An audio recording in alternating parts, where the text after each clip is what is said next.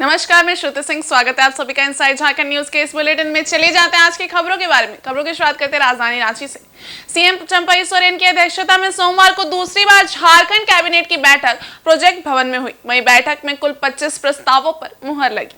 बैठक के बाद कैबिनेट सचिव वंदना दादले ने जानकारी देते हुए बताया कि पंचम झारखंड विधानसभा का चतुर्दश सत्र के 17वां पर मंत्री परिषद की घटनोत्तर स्वीकृति दी गई।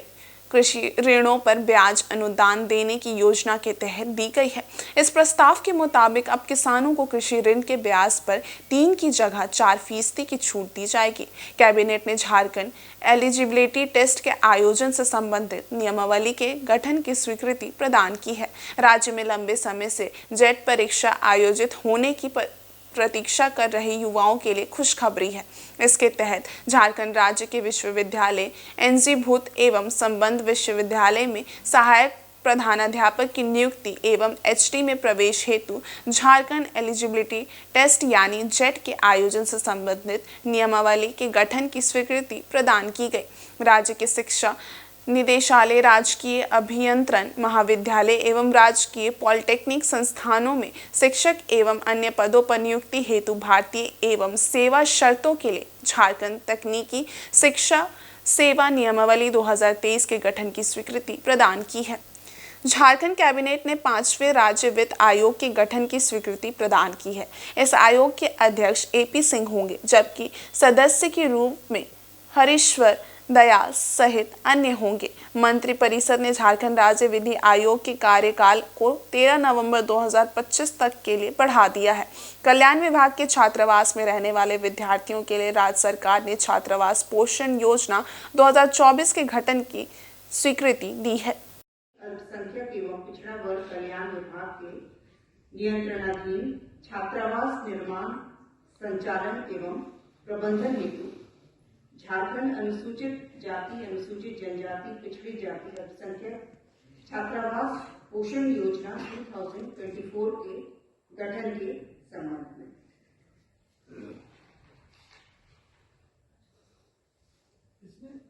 इसमें मुख्य रूप से जितने भी छात्रावास आज के दिन निर्मित हैं या संचालित हैं, उनके संचालन के लिए कोई स्थापित व्यवस्था नहीं है। तो इसके लिए एनजीओ का चयन किया जाएगा। जो गाइडलाइंस निकाले गए हैं उसके तहत एनजीओ को वहाँ पर एक कुक रसोईया रखना होगा, नाइट गार्ड रखना होगा, लाइब्रेरियन रखना होगा और साथ ही साथ जो पूरा संचालन है, देखरेख है, हाउसकीपिंग है, वो एनजीओ के माध्यम से किया जाएगा, ताकि वहाँ पर वर्तमान में जो छात्र या छात्राएं आवासित रहती हैं उन्हीं के द्वारा अपना खाना बनाने सारे कार्य किए जाते हैं, जिस कारण से वे सही रूप से अपनी पढ़ाई पर ध्यान नहीं दे पाते हैं। और इसीलिए छात्रावासों के लिए, जिसकी संख्या लगभग 593 है, इनके संचालन के लिए एक योजना का गठन किया गया है। झारखंड कैबिनेट की बैठक के बाद झारखंड के मुख्यमंत्री चंपई सोरेन पत्रकारों से मुखातिब हुए और पत्रकारों के विभिन्न सवालों पर उन्होंने जवाब दिया। मुख्यमंत्री ने सर्वप्रथम कहा कि हमारी सरकार की पहल है कि ग्रामीण क्षेत्रों में विशेष तौर पर किसानों के लिए कृषि कार्य के मूलभूत सुविधाओं को मुहैया कराया जाए। वहीं उन्होंने कहा कि पूर्व मुख्यमंत्री के द्वारा दिशा निर्देशित योजनाओं को भी राज्य में तेजी से आगे बढ़ाया जा रहा है। वहीं पूर्व मुख्यमंत्री हेमंत सोरेन रिमांड अवधि बढ़ाए जाने के विषय में मुख्यमंत्री ने कहा कि हेमंत सोरेन का नाम किसी भी कागजात में नहीं है। इसके बावजूद भी प्रवर्तन निदेशालय के द्वारा इतनी पूछताछ क्यों की जा रही है। महज 8 ही दिन के आहूत बजट सत्र के विषय में मुख्यमंत्री ने कहा कि समय और परिस्थिति के अनुसार नियम संगत रूप से 8 दिन का बजट सत्र आहूत किया गया है। चुनाव का समय भी नजदीक है, इस कारण अल्प अवधि का बजट सत्र आहूत किया गया है। वहीं आपकी सरकार आपके द्वार कार्यक्रम के धीमी गति के विषय में कहा कि ये कार्यक्रम अभी शुरू नहीं है। वर्तमान समय में आबो आवास को लेकर कार्यक्रम जारी है और इस कार्यक्रम में यदि विसंगति है तो निवारण भी होगा। वहीं झारखंड कर्मचारी चयन आयोग परीक्षा पत्र लीक विषय में एसआईटी के गठन पर कहा कि इस विषय में कार्य प्रगति पर है। ग्रामीण क्षेत्र के किसानों को भी उनका खेती से अनाज या टीम की सिंचाई की व्यवस्था, वो सारी काम हम लोग आगे बढ़ाने शुरू करते हैं। इसके बारे में आप पुराना जानकारी है ना मुझे जानकारी, सब सुन के ही हम लोग बात करते हैं। हम तो पहले भी कहे आज भी कहेंगे, हेमंत बाबू का कोई खाता बही में नाम नहीं है। क्यों इतना पूछ रहा है? आज जो कि हम लोग को सारा चीज तो पता नहीं है, कैसे उसको बोलेंगे? इसीलिए उस बारे में क्या बोलेंगे? वो भी नियम संगत के बीच में कर रहे हैं। समय परिस्थिति पर उस तरह से किया जाता है ना? दुमका में हम कोई प्रोग्राम हम करने जरा अब आवास वाला, वो अभियान अभी रुका नहीं है, हर जगह अभी चालू, कोई कहीं कमी नहीं है। देखिए SIT गठन का वो अपना काम में लगे हैं और काम में लगे हैं, कुछ प्रोग्रेस भी होते जा रहे हैं। हम समझते हैं बहुत जल्दी और आगे और कुछ प्रोग्रेस करेंगे। वहीं भारतीय जनता पार्टी ने हेमंत सोरेन जी की रिमांड की अवधि को न्यायालय द्वारा बढ़ाने के निर्णय का स्वागत किया। प्रदेश प्रवक्ता प्रतुल शाहदेव ने कहा कि 4 वर्षों के हेमंत सोरेन के कार्यकाल में 70,000 करोड़ के घपले घोटाले का आरोप लगा है। सबसे ज्यादा लूट तो जमीन की हुई है। प्रतुल शाहदेव ने कहा कि हेमंत सोरेन सुप्रीम कोर्ट गए, हाई कोर्ट गए, PMLA कोर्ट गए, कहीं से उनको कोई राहत नहीं मिली। इससे स्पष्ट हो जाता है कि वे इन चीजों के लिए दोषी हैं।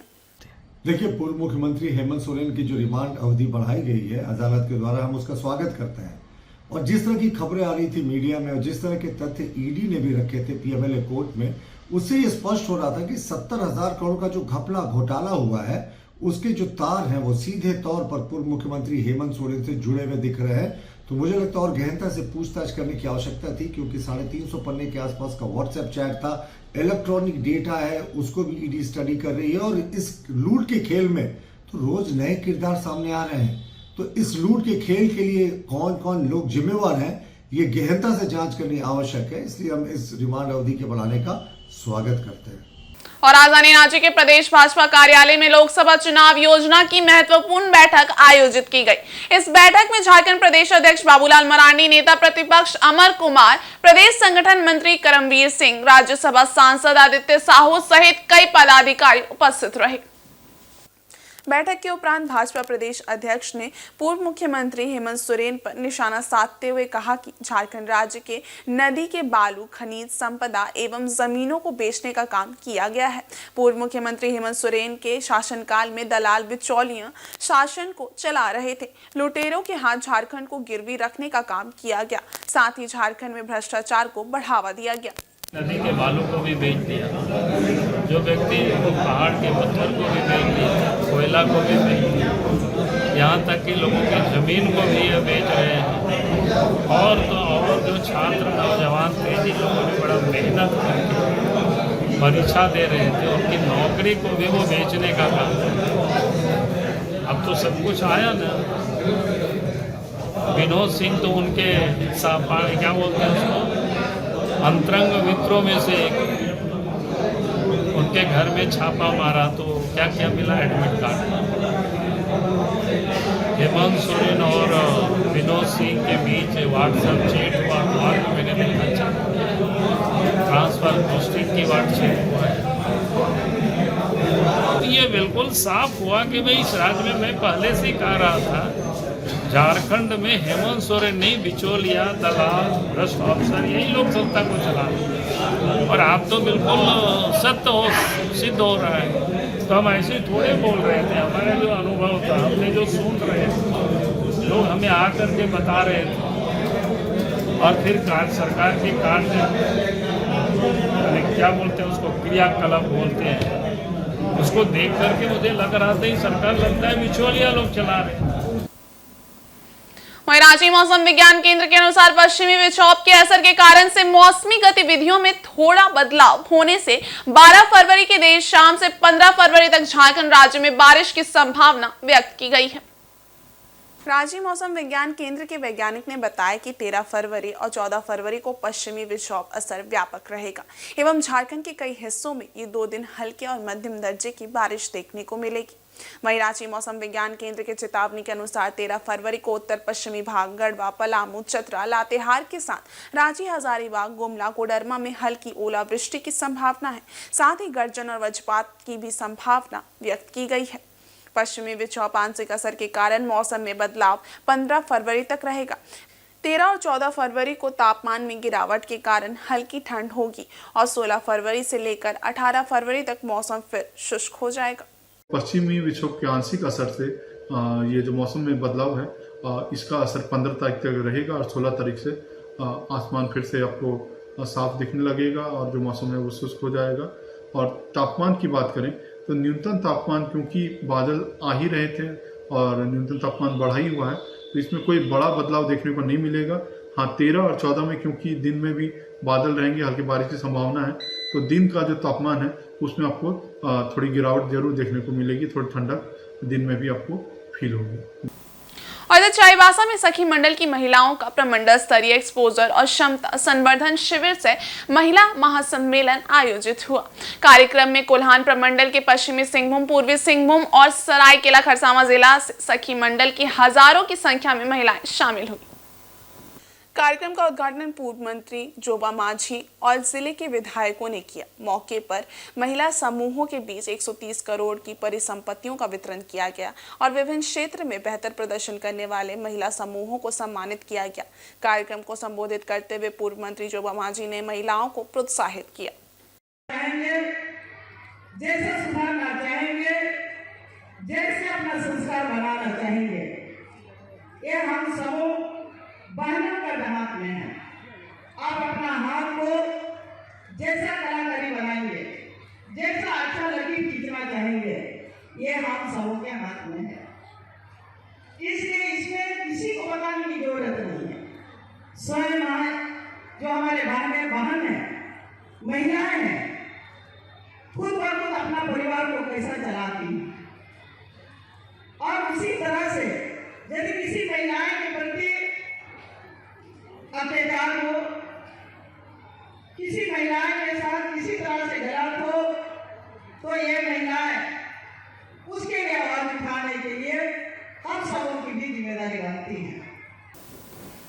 आदिवासी भूमि समाज बिदरी झंडा स्थापना दिवस समिति द्वारा झंडोत्तोलन के साथ सोहदा में स्थापना दिवस मनाया गया। इस अवसर पर मुख्य रूप से सिद्धेश्वर सरदार, हरीश सरदार, जयपाल सिंह भूमिज आदि उपस्थित रहे।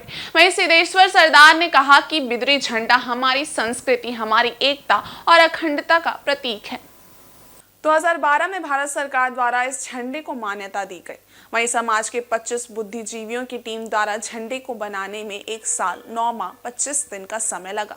सामाजिक ताना बाना को मिलाकर इस झंडा को तैयार किया गया, जो हमारे सामाजिक एकता, अखंडता का प्रतीक है। इस झंडे से हमारे पूरे सामाजिक परिवेश को दर्शाया गया है। इस दिन को हम लोग पर्व की तरह मनाते हैं। इसे पर्व का रूप दिया गया है। हम सब इस दिन अपने सांस्कृतिक वेशभूषा में सज धज के साथ में खुशियां मनाते हैं और हमारी एकता को बनाए रखने के लिए संकल्प लेते हैं। उपस्थित अतिथियों के द्वारा पुस्तक का भी विमोचन किया गया। दूसरी ओर आसपास के क्षेत्र से हजारों की संख्या में आदिवासी समाज के लोग पारंपरिक वेशभूषा के साथ झंडे के चारों ओर नृत्य करते नजर आए। वहीं इन्हें अपने झंडे के विषय में जानकारी भी दी गई। झंडा है जो इस झंडा को बनाने के लिए आदिवासी भूमि समाज के बुद्धिजीवियों का 25 लोगों का एक टीम था, जिन लोगों ने 1 साल 9 महीना 35 दिन में बनाया था। झंडा दिवस क्यों? झंडा प्रतीक का चिन्ह से हमारा क्या पहचान है? तो सब ये कहता है कि ये बिदरी झंडा भूमिजों का उपरूम है, भूमिज का पहचान है। ये जहाँ भी जाएंगे ये हेरा नहीं जाएगा। इसका एक प्लेटफॉर्म है और इस प्लेटफॉर्म में एक सांस्कृतिक आयोजन हो रहा है और उस झंडा के तहत हमारा जो पहनाव है आज बिदरी गंजी से लेकर साड़ी, धोती, सब सारा चीज़ है, वो तब से हम लोग 2012 से लेकर हम अपनी प्रतीक को बचाने के लिए, अपनी पहचान को बचाने के लिए, अपनी सांस्कृतिक धरोहर को मजबूत करने के लिए और सांस्कृतिक एकता को बनाए रखने के लिए जो प्राकृतिक सहचरिता मेरा संस्कृति जोड़ा हुआ है, उस संस्कृति को जिंदा रखने का ये हमारा आज का दिवस में काम हो रहा है। आदिवासी परंपरा को संजोए रखने के लिए बीदू चादान पुस्तकालय के संस्थापक दुखीराम हेम्ब्रम हमेशा अपने स्तर से सहयोग करते आ रहे हैं। इस बार इन्होंने मोड़िया गांव की चेतान टोला को पारंपरिक वाद्य यंत्र का पूरा सेट प्रदान किया। इस मौके पर गांव के ग्राम प्रधान एवं ग्रामीणों ने दुखीराम हेम्ब्रम एवं उनकी माता को माला पहनाकर तथा अंग वस्त्र देकर सम्मानित किया। इतना ही नहीं, गांव के अन्य टोलों के पुराने वाद्य यंत्र को भी अपने स्तर से मरम्मत कराकर दुरुस्त रखने का भी काम कर रहे हैं, ताकि सामाजिक कार्य में इनका भरपूर उपयोग किया जा सके। देखिए, समाज के लिए जो एक संस्कृति को बचाने के लिए एक माध्यम है वो है संगीत। तो संगीत के लिए हम लोग को जैसे पारंपरिक जो बाजा है वो है नगड़ा है, मादल है, फिर चौचुली है, फिर घंटा है। तो ये पूरा सेट मैं आज जो मेहिया का चेतन टोला है उनके लिए खरीद के दे रहा हूँ, और ताकि बहुत दिनों से हम लोग सोच रहे थे कि हर एक टोला में इस तरह का एक सेट हो, बजना का सेट हो, जो सारे जितने मैया के जितने भी टोला है सब जगह सभी टोला में है। अब चेतन टोला में बचा हुआ था तो चेतन टोला में स्पेशली ऑर्डर किया और ये पूरा सेट आज इनको दिया जा रहा है।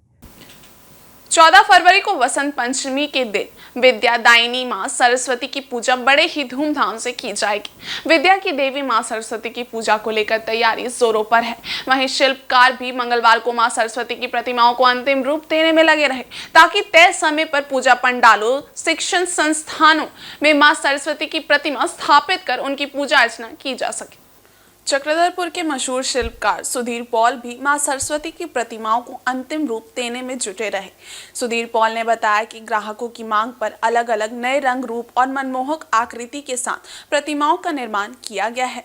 छोटी प्रतिमा से लेकर बड़ी बड़ी प्रतिमाएं बनकर तैयार हैं और कुछ प्रतिमाओं को अंतिम रूप दिया जा रहा है। अलग अलग थीम, सुंदर नक्काशी, विभिन्न प्रकार के रूप सज्जा, विभिन्न मुद्रा में मां सरस्वती के सुंदर सुंदर प्रतिमाओं का निर्माण किया गया है। सुधीर पॉल बताते हैं कि महंगाई के कारण हर साल की तरह इस साल भी प्रतिमा निर्माण में उनकी लागत काफी बढ़ गई है, जिसके कारण उन्हें प्रतिमाओं की कीमत में भी वृद्धि करनी पड़ी है। उनके पास 700 रुपए से लेकर 20,000 की प्रतिमाएं बनाई गई हैं।